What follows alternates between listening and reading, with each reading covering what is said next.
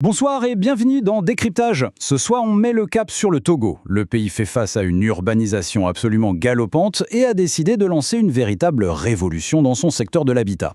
Au cœur de cette transformation, il y a un document stratégique percutant qui pourrait bien redéfinir tout le paysage urbain pour les décennies à venir.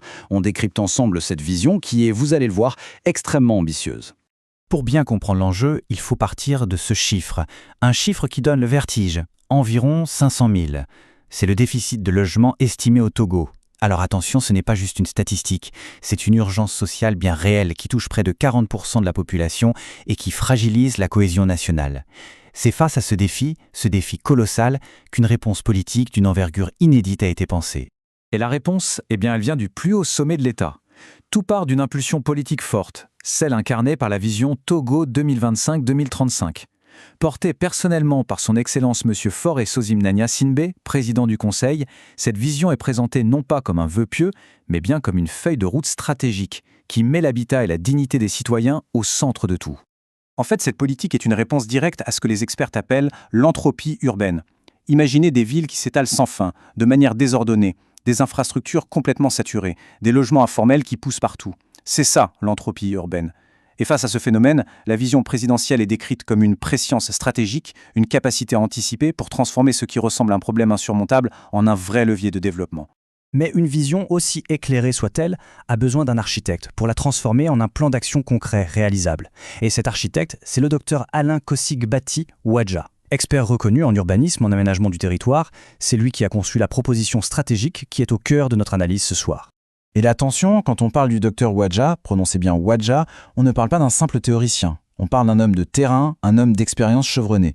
Il a plus de 20 ans de carrière au sein du même ministère où il est aujourd'hui secrétaire général. Mais son expertise, elle dépasse largement les frontières du Togo. Mandaté par son gouvernement, il a siégé pendant 6 ans au conseil d'administration de Shelter Afrique. C'est l'institution panafricaine de référence sur les questions de logement. Et là-bas, il n'a pas fait de la figuration, il a dirigé des comités aussi cruciaux que celui de l'investissement, des ressources humaines ou de l'audit. Cette double vision, à la fois nationale et continentale, donne à sa proposition une crédibilité technique absolument remarquable. Et le document qu'il a produit, ce n'est pas juste un rapport administratif de plus qui risque de prendre la poussière sur une étagère. Non, il est qualifié de manifeste institutionnel. Le mot est fort et il est choisi intentionnellement. Il s'agit en fait d'une proposition de rupture qui vise à créer un tout nouvel outil pour l'État, un instrument puissant pour transformer un secteur aujourd'hui dominé par l'informel en un véritable écosystème structuré et durable. Et ce levier, cet instrument de souveraineté opérationnelle, il a un nom. La SOTOPIMSA. C'est la Société togolaise de promotion immobilière. Retenez bien ce nom, c'est la pierre angulaire de toute la stratégie.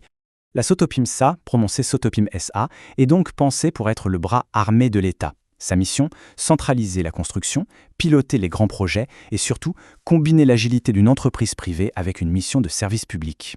L'objectif, c'est simple, en finir avec la dispersion des décisions, cette entropie administrative, pour la remplacer par un commandement unique, clair et efficace. Et ce modèle, ce n'est pas une expérience hasardeuse. L'analyse comparative le montre très clairement. En Afrique, les politiques de logement de masse qui fonctionnent s'appuient presque toujours sur un opérateur d'État fort. Le Togo s'inspire donc des meilleures pratiques. Regardez. Au Sénégal, la SNHLM et la SICAP ont fait leurs preuves depuis des décennies. En Côte d'Ivoire, la SICOGI a construit des quartiers entiers. Au Gabon, au Nigeria, des entités similaires ont su mobiliser l'épargne nationale. Le Togo s'appuie donc sur toutes ces leçons pour bâtir son propre modèle, adapté à ses réalités.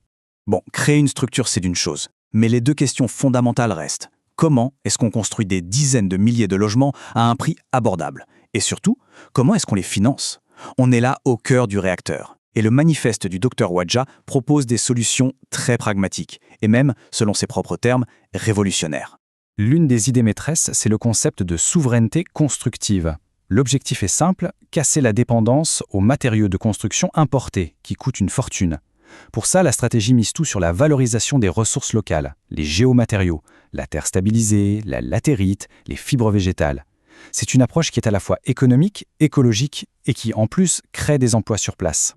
Le point crucial, c'est l'impact financier, regardez bien. L'utilisation de ces matériaux locaux, qui sera promue par un centre de la construction et du logement, le CCL, qui sera renforcé, permettrait de réduire les coûts de construction de 30 à 40%. C'est une réduction absolument colossale qui pourrait, littéralement, rendre un logement décent enfin accessible à la majorité des familles. Bien sûr, pour que ça marche, il faut développer le savoir-faire local. La stratégie repose donc sur 3 piliers. Premièrement, faire du CCL un véritable pôle de recherche et développement. Deuxièmement, organiser des transferts de technologies pour maîtriser les techniques les plus modernes. Et troisièmement, et ça c'est fondamental, lancer des programmes massifs de formation et de certification partout dans le pays. Il faut créer une armée d'artisans, de techniciens et d'ingénieurs qualifiés. Reste la question qui fâche, le financement. On parle de projets qui se chiffrent en milliards. Comment on fait? Eh bien la réponse, c'est la diversification.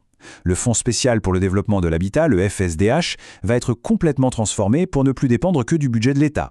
Ces ressources viendront de partout. Un prélèvement sur les matériaux, des contributions d'entreprises publiques, la coopération internationale et bien sûr les partenariats publics-privés.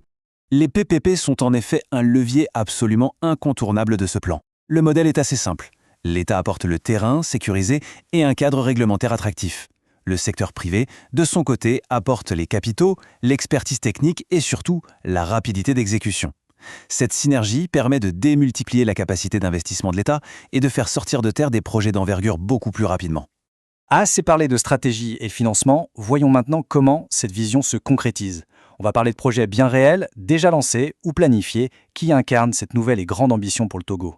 Deux projets phares illustrent parfaitement cette double ambition. D'un côté, le projet de Kpomé Dalavé, c'est la création d'une ville nouvelle, durable, avec 20 000 logements. C'est le symbole d'une politique tournée vers la dignité du citoyen. De l'autre côté, la nouvelle cité ministérielle de Lomé 2, un projet immense qui va centraliser les institutions. C'est le symbole de la modernisation de l'État. Deux projets différents, mais qui servent la même vision d'un Togo émergent. Et il ne faut jamais perdre de vue l'objectif final. Au-delà des chiffres, des stratégies, le but ultime, c'est de passer de ces images de chantiers gigantesques à des communautés vivantes, dynamiques. Il ne s'agit pas juste de construire des murs, mais d'offrir un cadre de vie décent, moderne et digne à des milliers de familles togolaises. C'est ça, la finalité de toute cette politique. Ce projet de 20 000 logements, c'est énorme pour le Togo, mais il faut le remettre en perspective à l'échelle du continent. Quand on compare avec les programmes massifs de l'Algérie, qui a construit plus d'1 million de logements, ou ceux du Maroc, le projet togolais apparaît comme une première étape.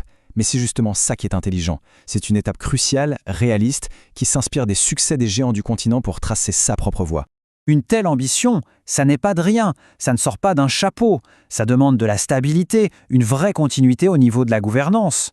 Le succès de cette politique repose, d'après ses promoteurs, sur un héritage de réformes solides et sur un leadership actuel qui met le pied sur l'accélérateur. La dynamique qu'on observe aujourd'hui s'appuie sur le travail fait en amont. L'ancienne ministre, Madame Yawa Djigbodi Tsegan, a posé les bases législatives qui étaient indispensables, notamment sur la question si complexe de la sécurité foncière. Aujourd'hui, l'actuel ministre, M. Kojo Sevontepe Adedze, pilote la mise en œuvre avec une grande rigueur. Il transforme la stratégie en action concrète. Cette continuité est présentée comme un gage essentiel de réussite. Alors, après avoir décrypté la vision, l'architecte, les outils et les projets, une dernière question se pose. Que signifie tout cela pour l'avenir du Togo ? Eh bien, la conclusion du document stratégique lui-même est, disons, sans équivoque.